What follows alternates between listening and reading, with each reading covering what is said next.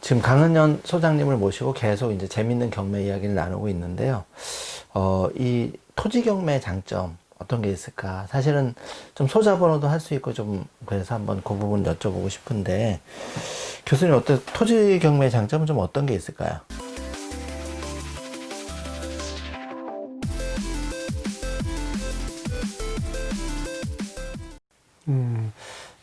뭐 단점도 좀 같이 곁들여서 그렇죠. 장단점에. 뭐 여러 가지 들 수가 있는데요. 제가 생각에 가장 좋은 점은 이 앞전의 소유자가 되게 토지를 매입을 하신 분은 농사를 짓는 목적일 수도 있지만 개발을 염두에 두고 되게 토지에 관심이 있는데 경매나 물건의 공통점 중에 하나가 이전에 앞전의 소유자가 그 땅을 위해 개발하다가 이런저런 사유로 부도가 나는 경우잖아요. 그러면 그분이 거기까지는 인허가라든가 개발 관련 비용들을 모두 부담을 한 거거든요.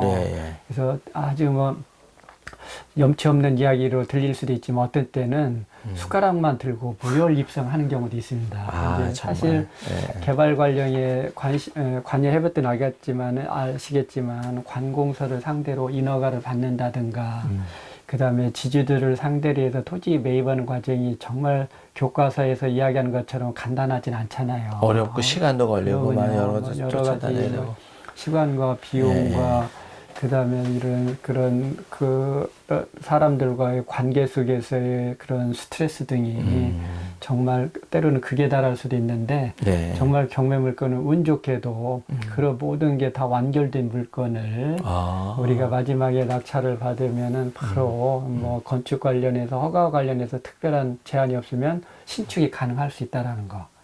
제가 생각하는 아마 토지 경매의 가장 좋은 점인 것 같고요. 그러면 교수님 여기서 한번 여쭤보고 싶은 게 그러면 시골에 예를 들어서 뭐 전이나 뭐 그 땅을 이제 받았는데 대지가 아니고 그럼 그거를 그 상태에서 만약에 뭐 그거를 이제 낙찰을 받으면 그 용도로만 꼭 그러진 않죠. 그러죠. 그러면 만약에 뭐 자기가 본인이 뭐 주말 농장 쓰겠다라면 그 현 상태로 뭐 특별히 가공할 필요가 없겠잖아요. 그때 현재도 농지니까. 근데 만약에 내가 뭐 여기에 지금은 이제 잠시 왔다 갔다 해도 휴식을 하거나 또는 이제 은퇴를 하고 그래서 아예 이제 뭐 그쪽으로 자연으로 돌아갈 생활하면 결국 집을 지어야 되잖아요. 그렇죠. 그럴 때는 이제 집을 짓는 데는 이제 뭐 그건 이제 경매나 일반 매매를 불문하고 진입로 등이 확보가 돼 있고 하면 뭐 그런 경우에는 이제 지목 변경이 뭐 토지 농지 같은 경우는 농지 부담금 이런 것도 당연히 부담을 하고 하면 이제 그런 요건을 갖추면은 대지화할 수가 있는 데는 큰 어려움이 없으니까요. 그러면은 그 어떤 인허가가 좀 까다롭고 이런 거다 그러면은 이제 그런 지역에 좀 관심이 있으면 그거를 이제 그 낙찰을 받게 되면 내가 굳이 인허가를 안 해도 이제 그걸 그대로 승계를 받는다 이러는 게 그렇죠. 이제 원래는 허가는 자동 승계는 아닌데 엄밀하게 이야기하면 허가는 그 사람에 대해서 이제 그 사람의 원래 이제 허가는 그 부동산에 대해서 허가를 하게 돼 있거든요. 원칙이. 부동산에 대해서. 건축 허가의 법적 성질이 대물적 허가니까. 그런데 옛날 그 소유자가 부동산의 소유자이기 때문에 당연히 부동산의 소유자한테 허가의 권리가 있는데 만약에 내가 그 부동산 땅을 낙찰받으면 이제 원칙은 옛날 사람이기 때문에 그분하고 협의를 통해서 허가를 인수받는 게 제일 좋고요.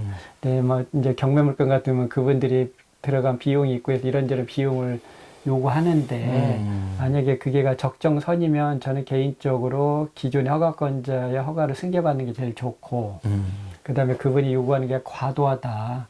그러면 신규로 다시 허가를 받으면 다시 이제 신규로 받을 때는 기간이 좀 소요될 수 있다라는 거.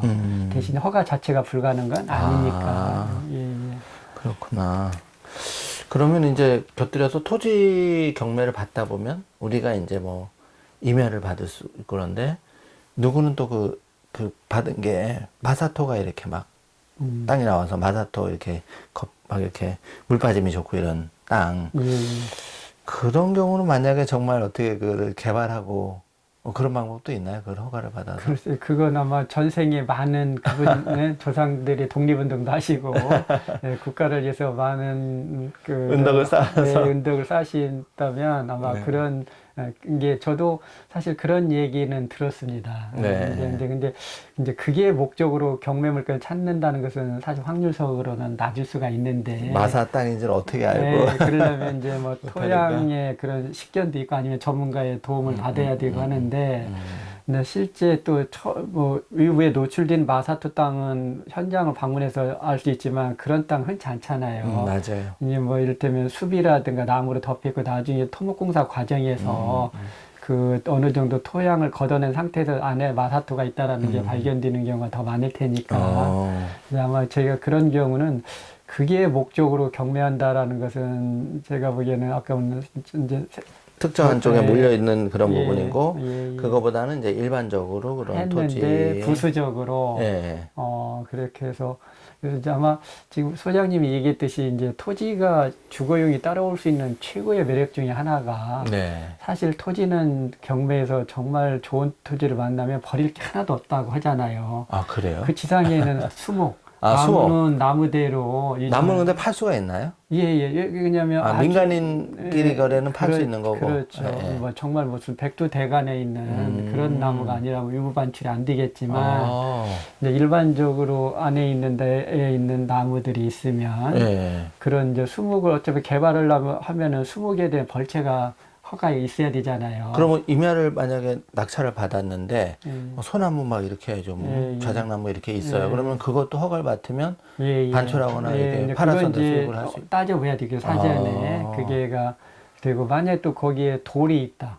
그리고 옛날에는 이게 뭐 돌이 있으면 바위가 있으면은 공사의 지연으로서 오히려 공사비가 많이 들어가는 안 좋은 걸로 봤는데 네네. 우리 삶이 좋아오면서 어느 순간에 이런 나무 돌들이 또 다른 그런 어떤 조경이나 조경용으로 이런, 예, 예. 쓰이다 보니까 굉장히 귀하게 지금 쓰이고 그렇죠. 있죠. 오히려 이게가 돌이 있으면 애물단지가 아니라 오히려 복 받았다. 예.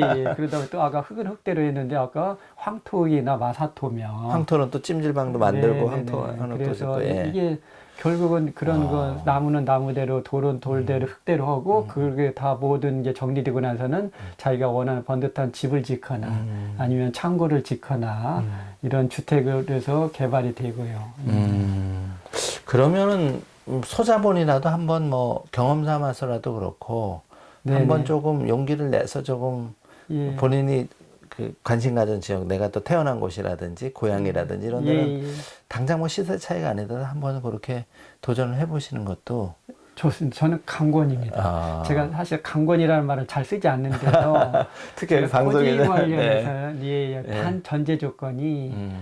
그 타인 돈으로는 내 자본으로? 가능해요. 왜냐하면 뭐 소장님도 잘 아시다시피 토지는 하나의 생애 주기가 예. 아파트에 비해 예, 길지 않습니까? 길죠. 뭐 10년, 그래서 20년, 30년인데. 길게는 그렇게 갈 수도 있고 네. 극단적으로 후손까지 넘어갈 수도 있는 부분도 있고 하니까 네. 그래서 과도한 타인 자본은 부담스러우니까 그래서 자기 여윳돈에 또 한계가 있으니까 그래서 큰 건 하지 마시고 이제 소자본으로 그렇게 아까 지금 소장님이 아주 지역적으로 좋은 지역을 이미 잘 안내를 해주셨는데 전혀 연고 없는 지역보다는 자기 고향이라든가 좀 마음은 편하죠, 일단 고향이. 예. 그러면 일단은 지역적인 네. 그런 정세 등에 대해서는 잘 알잖아요. 그렇죠, 예. 그러다 보니까 거기에서는 뭐 시세보다 터무니없이 비싸게 낙찰받을 확률도 낮아질 테고, 그 다음에 그런 주변 지역의 개발 가능성은 아무래도 그런 지역에 연고가 있다 보니까, 그렇죠. 쉽사리 한 달에만 걸쳐도 네. 그런 개발 가능한 대응들을 확인할 수도 있고, 그래서 저는 개인적으로 그런 연고 지역이고 하고, 그 다음에 이제 많은 돈이 아닌 돈으로, 예. 뭐 임야가 됐든 농지가 됐든 이런 땅을 하시는 것은 저도 그건 아주 좋게 봅니다. 소장님, 만약에 토지를 낙찰받았는데 이게 전이나 예를 들어서 뭐 그 용도가 그랬는데 이걸 집을 짓고 싶어요. 그러면 대지로 만약에 전환을 한다면 예. 뭐 거기 부세 비용이 어떻게 들어가는 거죠? 그래서 이제 자기 이제 뭐 농지 이제 만약에 농지를 대지화 시키면 기본적으로 이제 농지 전용 부담금 있잖아요. 아, 농지 전용 부담금이 되고, 예. 이제 그런 부분이 이 농지 전용 부담금들은 이제 이미 그것은 이제 공시 가격이 있으니까. 그렇죠, 그렇죠. 예. 이제 최소 그런 비용들, 뭐 건축 관리는 모든 땅에 공이 들어가는데 예. 특히 농지에서 지목이 변경될 때는 전용 농지 부담금을 감안하셔야 될 것 같고요.